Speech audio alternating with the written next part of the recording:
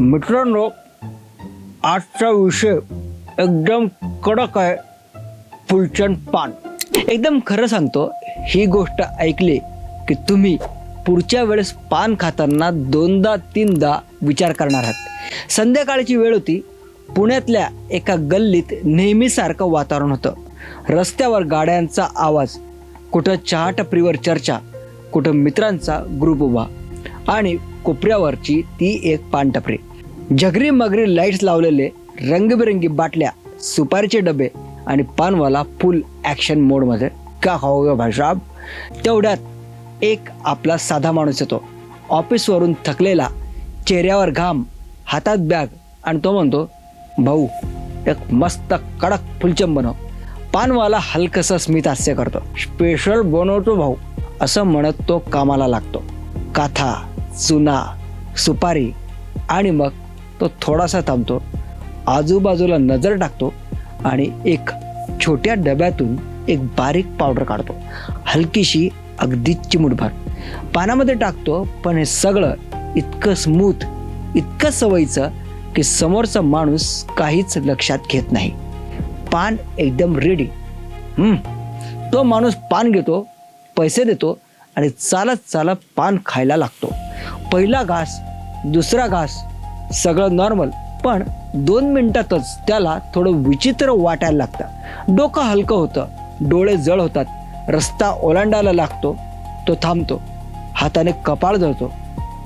काहीतरी वेगळंच होतं बाई. आजूबाजूचे लोक बघायला लागतात. कोणीतरी म्हणतं, ए बस हो, त्याला पाणी दे, पाणी दे. तो माणूस खाली बसतो. पण आता परिस्थिती हाताबाहेर जाते. त्याला नीट बोलता येत नाही. डोळे अर्धवट बंद, शरीर सैल. तेव्हा एक जण म्हणतो, ए भाऊ साधं नाही आहे, काहीतरी वेगळं घातलं बरं का या पानामध्ये. आणि इथून सुरू होतो खरा खेळ. पोलिस येतात, पानटपरीवाल्याला पकडतात. सुरुवातीला तो सरळ नकार देतो, मी काहीही केलेलं नाहीये. पण पोलिसांची नजर वेगळीच असते. खाकी दाखवली की सगळं पोपटासारखा माणूस बोलायला लागतो. त्या टपरीची झडती घेतली आणि एका कोपऱ्यात सापडतो तो छोटासा इवलासा क्यूट डबा, ज्यात असते ते पावडर. तपासणी होते. सगळ्यांचे डोळेच उघडे झाले. ही काही साधी पावडर नव्हती. यात होते ओपिएट्स, बेन्झोडायझेपिन आणि मेथाम्फेटामाइन, म्हणजे थेट हार्ड ड्रग्ज. मित्रांनो, हे 30 ड्रग्स आहेत जी लोकांना व्यसनात ओढतात, मेंदूवर थेट परिणाम करतात, माणसाला काही मिनिटातच गुंगी आणतात. पण गोष्ट इथेच थांबत नाही. पोलिसांनी अजून खोलात जाऊन तपास केला, आपला इंगा दाखवला आणि लक्षात आलं, ही फक्त एक टपरी नाही, हे पूर्ण नेटवर्क आहे. पिंपरी चिंचवड पासून तर पुण्यापर्यंत काही पान टपऱ्यांवर कडक आणि फुलचंद नावाखाली हेच चालू होतं.